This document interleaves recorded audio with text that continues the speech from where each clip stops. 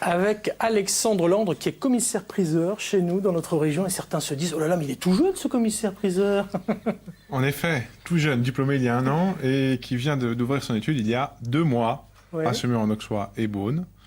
Et j'ai décidé d'investir entre belles régions, car j'en suis natif, et que dans notre métier, il faut, disons, être du cru. D'accord. Et si on n'est pas né dans le cru, il faut du moins le cultiver. Bon, Nous très faisons très un bien. métier d'enraciner. Parfait, je précise pour ceux qui cherchent l'âge de ce monsieur, il a 29 ans, ça fait à peu près 9-10 ans que vous naviguez dans les salles des ventes, etc. Qu'est-ce qui a été le déclic pour devenir commissaire-priseur et comment devient-on commissaire-priseur, Alexandre? Alors, d'un point de vue pratique, on passe un concours après avoir fait un cursus en droit et en histoire de l'art.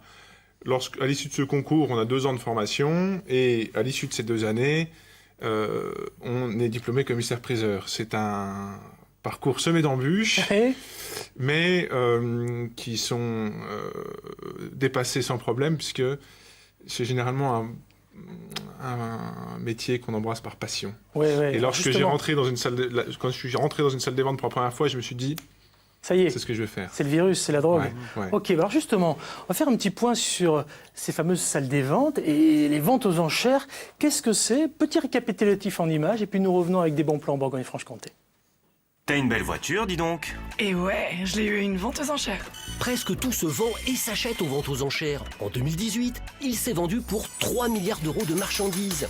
Il s'agit à 47% d'objets d'art et de collection, à 47% de voitures d'occasion et de matériel industriel, et à 6% de chevaux. Les ventes aux enchères ont de plus en plus la cote chez les Français. 1 sur 4 y a déjà participé. Un engouement dû aux ventes en ligne. Aujourd'hui, plus besoin d'aller en salle de vente avec commissaire-priseur et coup de marteau. Les sites de vente entièrement dématérialisés font un tabac. Les objets sont plus modestes, souvent en dessous de 500 €. Autre avantage, vous pouvez prendre votre temps. Les enchères durent en général entre 5 et 10 jours.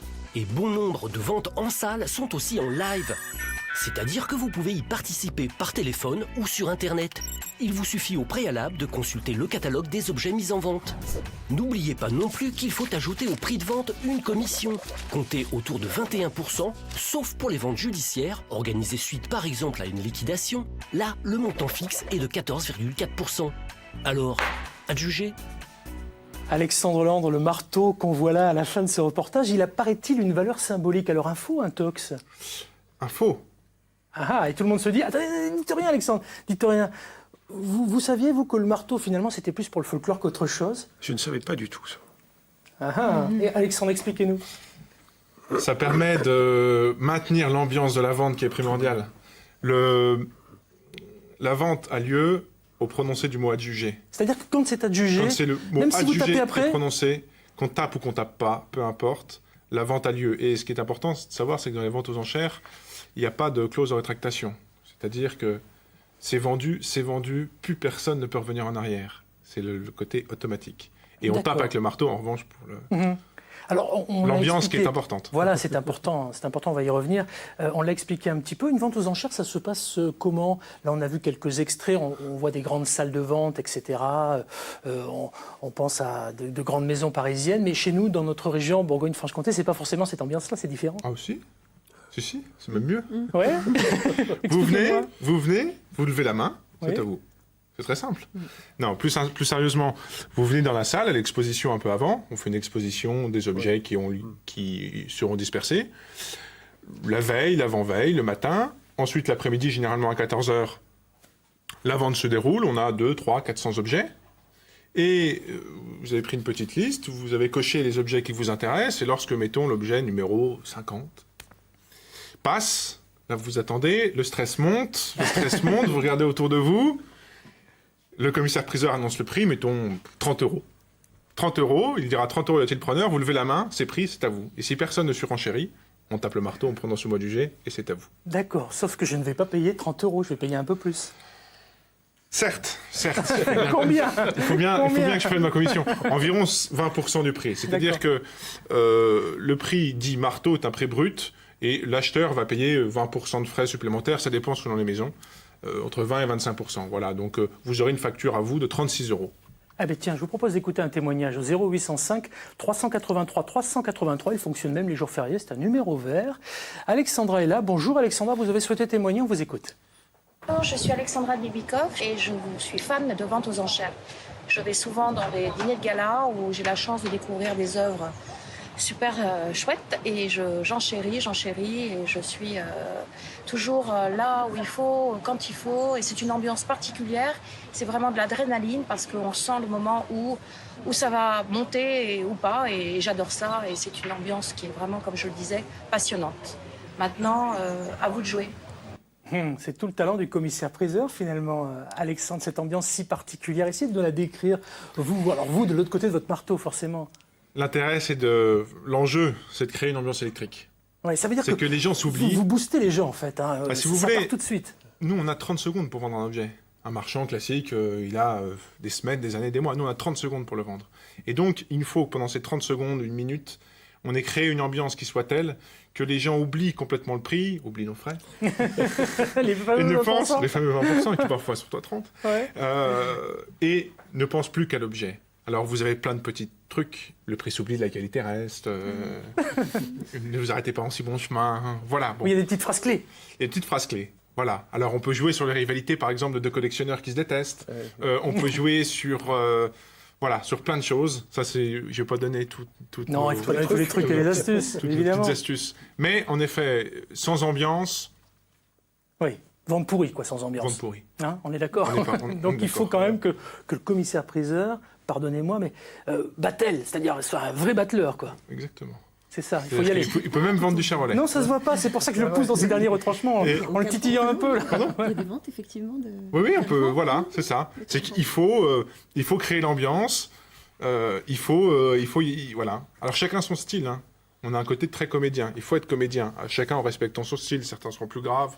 Moi, j'ai vu un commissaire-priseur chez qui j'étais dans mes précédents emplois, un peu à la style Jean Rochefort, Papy Gâteau, qui vous endormait une salle de 150 personnes.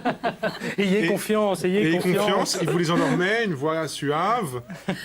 Et vous aviez payé un objet qui valait habituellement 300-400 euros, 800-900 euros. Ah, il est fort. Très fort. Il est fort, très fort. bien.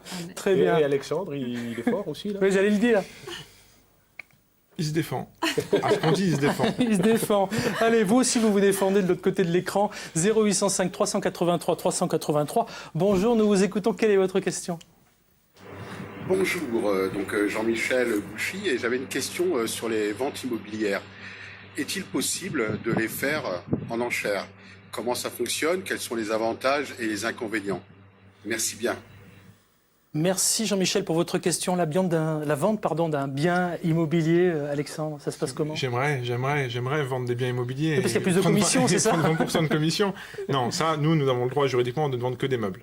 Ah. Les ventes d'immeubles sont l'apanage des notaires et des avocats. Il faut passer par le ministère d'un avocat pour acheter un immeuble aux enchères. C'est assez compliqué et il y a une chose à savoir, même s'il y a de très bonnes affaires à faire, c'est une vente qui se fait sans garantie. Ah oui. Ce qui veut dire que vous pouvez acheter votre appartement de 250 mètres carrés à Paris 100 000 euros. Si demain il s'effondre, vous n'avez aucun recours. D'accord. Voilà. Donc, c'est quand même plutôt réservé aux professionnels, même si un amateur averti peut parfaitement faire de très bonnes affaires. Dites-moi justement, Alexandre Landre, quels sont les recours en cas de problème dans une vente aux enchères ? Parce que je ne sais pas, j'ai un tic, vous voyez, j'ai un toc, je fais comme ça, je lève le bras, et d'un coup, paf, je prends un truc. Qu'est-ce qui se passe ? Il est important de distinguer les deux types de ventes que nous réalisons. Les ventes dites judiciaires, suite par exemple aux liquidations judiciaires, aux saisies, aux tutelles, qui sont des ventes essentiellement de matériel industriel pour les entreprises qui ont fait faillite. Celles-ci, elles sont, pourrait-on dire, quasiment sans recours, sauf faute manifeste du commissaire-priseur. Et pour ce qui est de la plupart des ventes de mobilier objet d'art, de brocantes, de choses comme ça, eh bien, en cas d'erreur, de problème, le commissaire-priseur engage sa responsabilité pour 5 ans. Donc vous pouvez venir me chercher pendant 5 ans, et même, alors là je ne rentre pas dans des considérations juridiques trop complexes, mais ça peut monter jusqu'à 20 ans. Rapidement, Alexandre Landre, on l'a vu dans le reportage, on parle beaucoup de ventes aux enchères sur Internet. Est-ce que ça n'a pas vidé les salles des ventes, et est-ce que ça se passe véritablement pareil ? Ça a révolutionné le métier, complètement révolutionné le métier, et ça a un peu vidé les salles. L'enjeu pour un battleur comme moi, c'est d'avoir continué à avoir du monde en salle. Voilà. Donc oui, ça a beaucoup changé. Et je tiens à préciser à vos téléspectateurs 2 plateformes, Draw Live et Interenchères, sur lesquelles ils retrouvent tous les commissaires-priseurs de France.